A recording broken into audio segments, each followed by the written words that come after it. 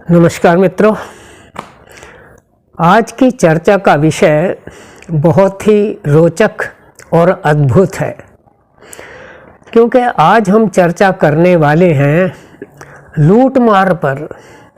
कलयुग का ज़माना है, चारों तरफ लूट मार मची हुई है।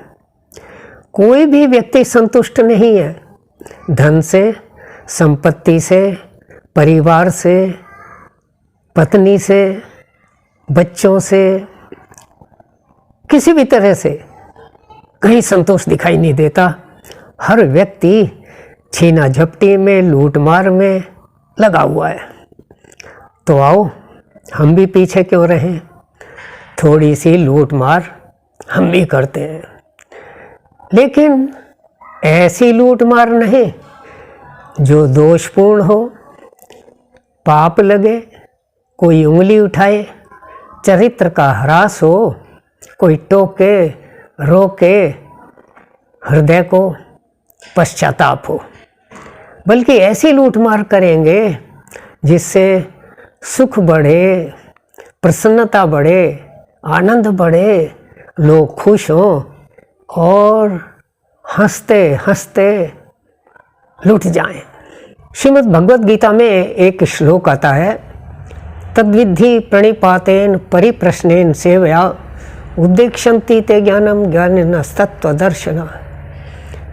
क्योंकि मैं अपने नाम के साथ छात्र मित्र लगाता हूँ, छात्रों से मैंने मित्रता कर रखी है और उन्हीं के लिए जीता हूँ, तो छात्रों के हिसाब से ही मैं सोचता हूँ और कार्य को अंजाम देता हूँ।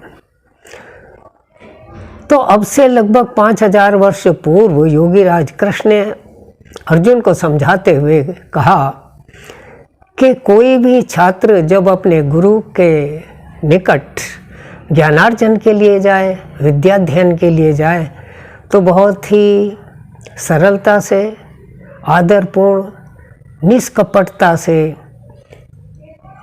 गुरु को अभिवादन करे, चरण स्पर्श करे और परिप्रश्नेन सेवया, क्रॉस क्वेश्चनिंग के द्वारा कुछ सीखने का प्रयास करे।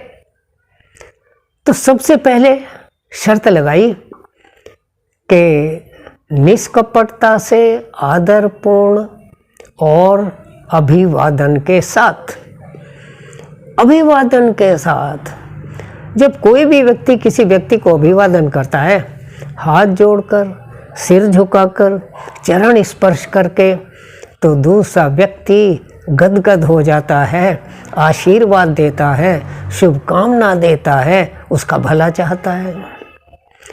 इसका मतलब ये हुआ कि हम किसी भी व्यक्ति को हाथ जोड़कर और अभिवादन करके, चरण स्पर्श करके उसकी शुभकामनाओं को, उसके किए गए पुण्य कार्यों को थोड़ा बहुत लूटने में समर्थ होते हैं। वही व्यक्ति शुभकामना दे सकता है, उसी का आशीर्वाद फलता है जो धार्मिक हो, पुण्य करे, दान धर्म करे और वह खुशी खुशी अपने पुण्य का कुछ भाग हमें उदारता पूर्वक अर्पित कर देता है, मात्र हमारे अभिवादन के बदले। तो क्या नुकसान है? आप जानते हैं, आजकल के युग में भी बड़े बड़े नेता, बड़े बड़े मंत्री गण अपने ऑफिस से निकलते हैं तो सबको हाथ जोड़कर, सिर झुकाकर नमस्ते करते हैं। कोई गरीब हो, अमीर हो, शिक्षित हो, अशिक्षित हो, काला हो, गोरा हो, नाटा हो, ऊंचा हो, उसके कपड़े कैसे ही हैं कोई ध्यान नहीं देते, सबको हाथ जोड़कर नमस्ते करते हैं, सबका दिल खुश करने की कोशिश करते हैं और बदले में उनका कीमती वोट हासिल करके 5 साल उन पर राज करते हैं। लेकिन हम किसी को भी नमस्ते करने से पहले 100 बार सोचते हैं, हमसे नीचा तो नहीं है, कम पढ़ा लिखा तो नहीं है, हमसे रुतबे में, धन वैभव में, शक्ति में ऊंचा है या नीचा है। बहुत सोच समझ कर नमस्ते करते हैं। यदि हम भी आँख मीच कर हर व्यक्ति को नमस्ते करें, अभिवादन करें, आशीर्वाद दें, तो शायद हम भी काफ़ी लाभ में रहेंगे। इसलिए हर व्यक्ति को अभिवादनशील होना चाहिए। अपने से बड़ों को देख करके हाथ जोड़कर नमस्ते करें। अगर आदमी धार्मिक है, सात्विक है, पैर छूने में भी शर्म नहीं करनी चाहिए। अपने बराबर वालों से भी हाथ जोड़कर नमस्ते करे, बच्चों को भी हाथ जोड़कर नमस्ते करे, अर्थात उनको सिखाए कि हाथ जोड़ने में ही फायदा है। कल वे भी जब बड़े होंगे सबको हाथ जोड़कर नमस्ते करके सबका आशीर्वाद लेंगे, शुभकामनाएं लेंगे। स्कूल में जाकर टीचर को, मैडम को हाथ जोड़ने की आदत अगर बच्चों में पड़ जाती है तो उनके टीचर उनके बदले खुद मेहनत करते हैं, उनके लिए नए नए फॉर्मूले, नए नए नोट्स बनाते हैं, ढूंढ कर लाते हैं, खुद अध्ययन करते हैं, बच्चों का भला चाहते हैं और उनकी शुभकामनाएं एक छात्र के जीवन पर्यंत उसके साथ चलती हैं और उसको ऊंचा उठाने में सहायक होती हैं। इसलिए कभी भी हाथ जोड़ने में शर्माना नहीं चाहिए, हिचकना नहीं चाहिए। वैसे भी हाथ जोड़ने पर क्या फ़ायदे होते हैं, इसकी क्या मेडिकल साइंस है। जब हम दोनों हाथों को जोड़ते हैं तो दाएं हाथ पॉजिटिव, ये नेगेटिव दोनों मिलते हैं तो शॉर्ट सर्किट हो जाते हैं। समता आती है, समत्वं योग उच्यते। समता को ही योग कहते हैं, परम योग है। ईड़ा और पिंगला सम होने की कोशिश करती हैं, बीपी सम रहता है, कभी बीपी बढ़ता नहीं, टेंशन कम होती है, मैत्री बढ़ती है और चिंताएं खत्म होती हैं, प्रसन्नता आती है। नेगेटिव पॉजिटिव शॉर्ट होने से सुषुम्ना नाड़ी जीरो पोटेंशियल पर आ जाती है, जिसके लिए वो डिजाइंड है। हार्ट अटैक कभी हो नहीं सकता। इसलिए हाथ जोड़कर नमस्ते करने में फ़ायदा ही फ़ायदा, नुकसान कोई है नहीं। कोरोना काल में पूरी दुनिया ने माना कि हाथ जोड़ने की विधि सबसे बढ़िया, सर्वोपरि और लाभदायक है। बाकी सभी विधियाँ छूट गईं और लोगों ने हाथ जोड़ना शुरू कर दिया। इसलिए कभी भी अभिवादन से पीछे मत हटिए, लूटिए लोगों को। प्रातःकाल उठते ही भगवान को हाथ जोड़ करके अभिवादन कीजिए। माता पिता, बड़े भाई बहन जो भी हैं, सबको हाथ जोड़ करके अभिवादन कीजिए, उनका आशीर्वाद लीजिए। बच्चों से मैं कहा करता हूँ कि घर से निकलने के समय फिर माता पिता को नमस्ते करके, रास्ते में जो भी मिले सबको नमस्ते करते हुए स्कूल में जाएं। हर टीचर को नमस्ते करें, हर पीरियड में जो टीचर या मैडम आती हैं उनको नमस्ते करें। छुट्टी होने पर फिर सबको नमस्ते करके, घर आकर माता पिता को नमस्ते करके, रात को फिर नमस्ते करके सोएं। आप कहेंगे कि आदमी नमस्ते करने का ही रह गया। कुछ नहीं जाता, कुछ नहीं जाता, फ़ायदा ही फ़ायदा है। और जितनी बार हाथ जोड़ते हैं समझो हमने अनुलोम विलोम प्राणायाम कर लिया, ईड़ा पिंगला को सम कर लिया। बहुत बढ़िया मेडिकल साइंस पर खरी उतरी हुई ये विधि है। इसको अवश्य अपनाएं और हर व्यक्ति का आशीर्वाद, शुभकामना लूटें और फायदे में रहें। भगवान को, माता पिता को, चाची चाचा, ताऊ दादा दादी, टीचर मैडम, सबको हाथ जोड़कर लूटें और उनके किए गए पुण्य कर्मों के भागीदार मुफ्त में बन जाएं। इसमें मेरे ख्याल में कोई नुकसान नहीं है, फायदा ही फायदा है। उदाहरण से बात करते हैं। मैं जहाँ जहाँ स्कूल कॉलेजेस में एकाग्रता योग की सेवा देता हूँ, कई बार उन शहरों में, उन गांवों में जब 3-6 महीने बाद या साल 2 साल के बाद भी जाता हूँ तो कई छात्र और अध्यापक गण मुझे पहचान लेते हैं और अभिवादन करके मेरे पास आते हैं और मुझसे पूछते हैं कि इतने दिन कहाँ कहाँ गए, अब यहाँ कितने दिन रहोगे। मैं प्रायः उनको नहीं पहचान पाता और फिर पूछने पर पता चलता है कि मैं उनके स्कूल कॉलेज में गया था और नमस्ते पर चर्चा की थी। कई बार छोटे छोटे बच्चे मिल जाते हैं और वो खुद अपना परिचय देते हैं कि सर हम फलाने स्कूल में पढ़ते हैं, आप वहाँ आए थे, आपने नमस्ते पर बात की थी, हमें बताया था।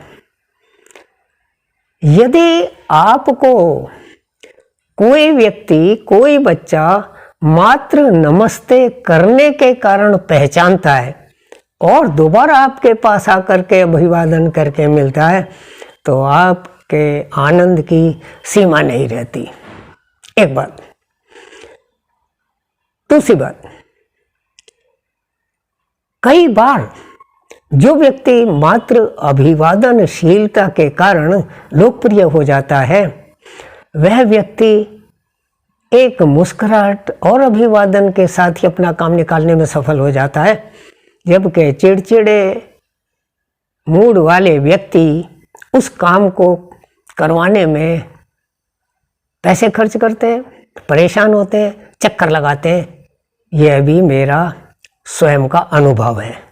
अभिवादनशील व्यक्ति का जल्दी से किसी से झगड़ा नहीं होता और अगर किसी वजह से हो भी जाए तो 10 व्यक्ति उसके समर्थन में आकर खड़े हो जाएंगे, उसको नीचा नहीं देखने देंगे।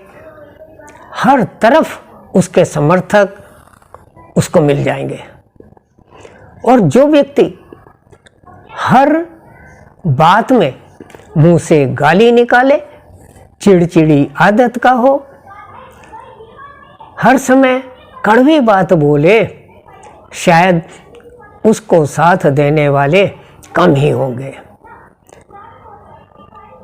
एक छोटा बच्चा जो प्रतिदिन माता पिता को हाथ जोड़कर पैर छूकर नमस्ते करता है, बहुत आराम से अपनी मांग मनवा लेता है, जबकि दूसरा बच्चा उतनी आसानी से माता पिता को अपनी मांग मनवाने के लिए राजी नहीं कर पाता। एक छोटी सी बात मुझे याद आती है। मैं बचपन में प्राइमरी स्कूल कुमराला अपने गांव में पढ़ता था। पढ़ने में होशियार था ही। जब भी टीचर कुछ पूछते तो मैं सबसे पहले हाथ उठाता। तो कई बार वो मुझसे पूछते भी थे और कई बार मुझसे नहीं पूछते थे कि ये तो बता ही देगा। एक बार उन्होंने कोई प्रश्न किया, हल्का ही प्रश्न था, तो रोज की तरह मैंने हाथ उठाया। तो उन्होंने मुझसे ना पूछकर ऐसे बच्चों से पूछा जिन्होंने हाथ नहीं उठाया था, क्योंकि प्रश्न बहुत सरल था।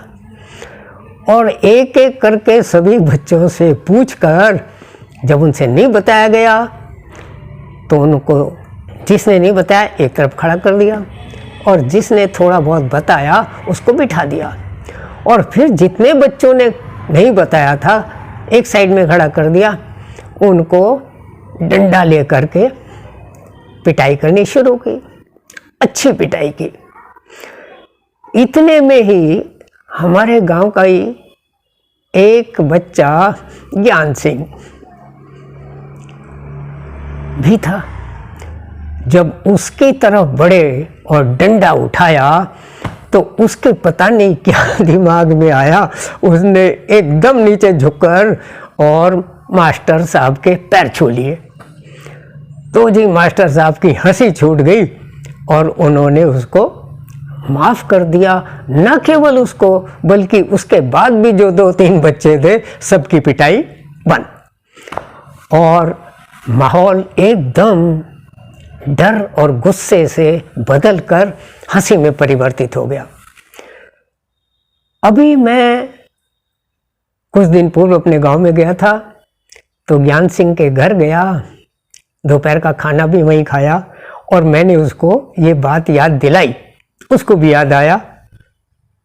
तो सब लोग सुनकर बड़े खुश हुए। तो कहने का तात्पर्य यह है कि अभिवादनशीलता से फ़ायदा ही फ़ायदा हो, चाहे बच्चा हो, चाहे बूढ़ा हो, चाहे जवान हो, चाहे महिला हो, चाहे पुरुष हो। इसलिए अभिवादनशील बनिए, लोकप्रिय बनिए, चरित्रवान बनिए, लोगों को, बच्चों को अच्छी शिक्षा प्रदान कीजिए, मैत्री बढ़ाइए, शत्रुता कम कीजिए, बीपी सम रखिए, हार्ट अटैक से, चिंताओं से मुक्त रहिए, मस्त रहिए, आनंदित रहिए। बस इतनी सी बात करनी थी। धन्यवाद। यहाँ आपको मैं एक सूचना देना चाहता हूँ, हमारा अगला वीडियो भी बड़ा रोचक है जो आपके सामने 2-4-5 दिन में आ जाएगा। उसका नाम है झाड़ू पोछा योग। हम चर्चा करेंगे कि झाड़ू पोछा लगाने से कैसे व्यक्ति कब्ज से, सर्वाइकल से, हिप जॉइंट और घुटनों के दर्द से और आँखों की कई बीमारियों से बच सकता है।